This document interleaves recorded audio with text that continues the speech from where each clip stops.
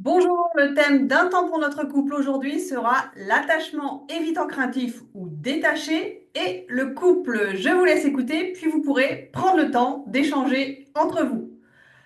Pour cette vidéo, je me suis fortement inspirée du livre Ne plus souffrir en amour, comment prévenir et guérir les blessures affectives du docteur Stéphane Clerget. Chacun développe un mode d'attachement singulier au sein de ses relations amoureuses.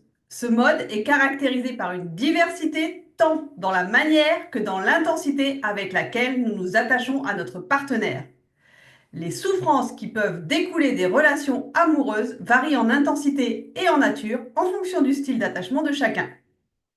Voyons donc tout de suite l'attachement évitant craintif ou détaché. Côté parents, l'attachement évitant craintif ou détaché par manque d'affection se manifeste lorsque l'enfant développe une méfiance envers les interactions émotionnelles en raison de l'expérience de réponses parentales imprévisibles ou rejetantes. Les parents d'un enfant avec un attachement évitant craintif peuvent présenter certaines caractéristiques spécifiques.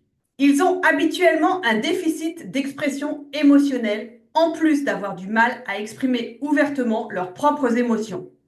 Ils peuvent minimiser l'importance des sentiments et encourager la retenue émotionnelle.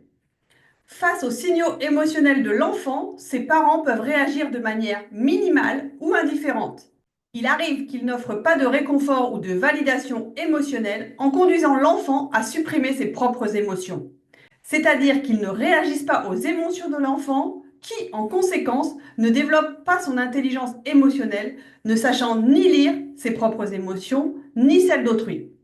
Les parents peuvent aussi encourager l'indépendance émotionnelle de l'enfant dès le plus jeune âge, susceptible de créer un environnement où l'enfant apprend à minimiser ses propres besoins émotionnels. Dans ce contexte, les parents peuvent éviter les contacts physiques fréquents ou les gestes d'affection envers l'enfant. Ceci contribue à créer une distance émotionnelle entre les parents et l'enfant. En accordant une importance particulière à l'autosuffisance de l'enfant, ses parents valorisent l'idée que l'enfant devrait être capable de gérer ses émotions de manière indépendante.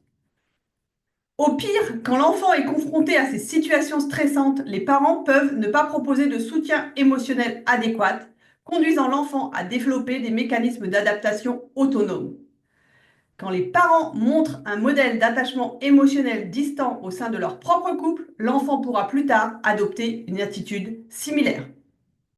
Côté enfant, les enfants avec un attachement évitant craintif peuvent sembler moins enclins à rechercher le confort ou la proximité avec leurs parents ou leur figure d'attachement. Ils peuvent sembler détachés ou indifférents lorsqu'ils sont séparés de leurs parents ou lorsqu'ils font face à des situations stressantes.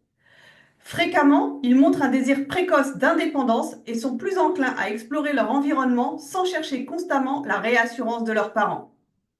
Ils peuvent minimiser ou ignorer leurs propres émotions ou celles des autres, avoir du mal à exprimer leurs besoins émotionnels ou à reconnaître lorsqu'ils se sentent vulnérables ou anxieux. Ces enfants peuvent rencontrer des difficultés à établir des relations de confiance et des liens intimes avec d'autres enfants ou adultes en raison de leur tendance à éviter l'intimité émotionnelle. Ils vont dès lors développer volontiers des stratégies d'adaptation telles que la suppression de leurs émotions ou la mise en place de barrières émotionnelles pour se protéger des situations qui pourraient les rendre vulnérables. Plus tard, dans leur couple, leur tendance à éviter l'intimité émotionnelle peut rendre difficile pour ces personnes la possibilité de se connecter profondément avec leur partenaire. Car l'intimité est vécue comme une situation qui les met en vulnérabilité, voire comme une intrusion. L'engagement est vécu comme une menace, comme quelque chose d'enfermant, une perte de liberté. C'est très difficile à vivre pour l'évitant craintif. Ça peut les rendre mal à l'aise et même les rendre malades. Ils peuvent même saboter la relation avec l'autre. La plupart des évitants craintifs ne peuvent pas mettre de nom sur la relation et préfèrent vivre la relation au jour le jour, sans engagement, ce qui peut frustrer un certain nombre de partenaires.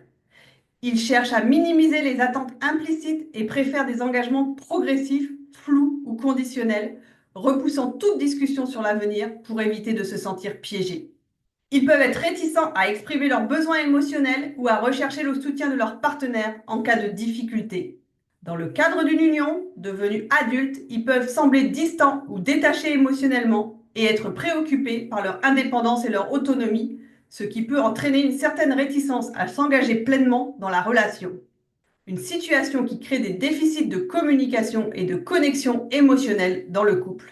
Leurs partenaires peuvent se sentir frustrés par le manque d'expression émotionnelle de la personne ayant un attachement évitant craintif, tandis que cette dernière peut se sentir submergée ou envahie par les besoins émotionnels de son partenaire.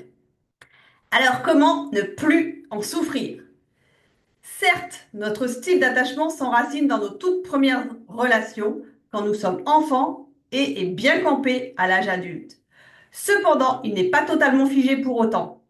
Nous avons une capacité d'évolution tout au long de notre existence. Cette existence est liée à nos expériences sentimentales, à notre évolution psychologique, mais aussi au travail que nous pouvons mener sur nous. Voyons comment nous pouvons participer à une évolution positive de notre style d'attachement vers l'attachement sécure, source de bien-être et de sérénité si celui-ci nous fait souffrir.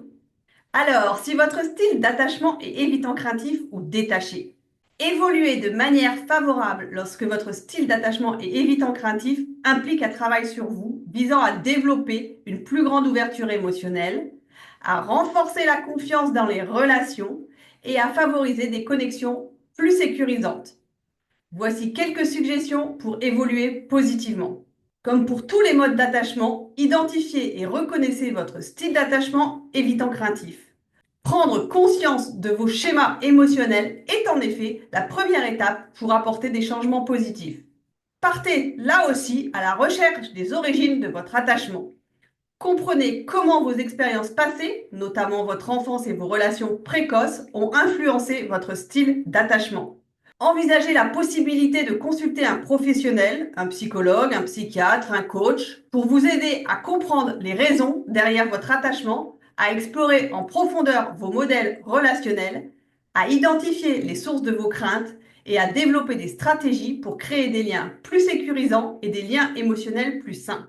Travaillez sur le développement de votre sensibilité émotionnelle, identifiez et étiquetez vos émotions, même les plus subtiles. Apprenez à les reconnaître et à les exprimer de manière appropriée, claire et constructive. Exercez-vous à la pratique de l'empathie envers les autres. Essayez de comprendre les émotions des personnes qui vous entourent et de vous connecter émotionnellement avec elles. Pratiquez l'intimité émotionnelle. Apprenez à partager vos pensées et vos sentiments de manière authentique et soyez disponible pour recevoir les partages émotionnels des autres. Pratiquez la vulnérabilité en permettant à d'autres personnes de voir vos émotions et vos besoins réels. Cela peut vous aider à créer des connexions plus profondes et significatives. Quand il y a un conflit, apprenez à communiquer et à interroger les réactions, le mécontentement du partenaire. Si le partenaire est dans un sentiment de malaise, ce n'est pas que la faute du partenaire. Apprenez à être dans l'introspection, à revenir vers leurs attitudes, leurs comportements, leurs croyances, dans ce qu'ils sont en train de projeter. Conscientiser, remettre en mode plutôt adaptatif ce qui était en mode automatique en fonction de l'état de conscience actuel. Que se passe-t-il? Qu'est-ce qui se passe dans le corps? Prendre conscience de l'état corporel et l'état émotionnel à ce moment-là, c'est un retour réflexif à soi. Explorez et gérez vos peurs d'abandon.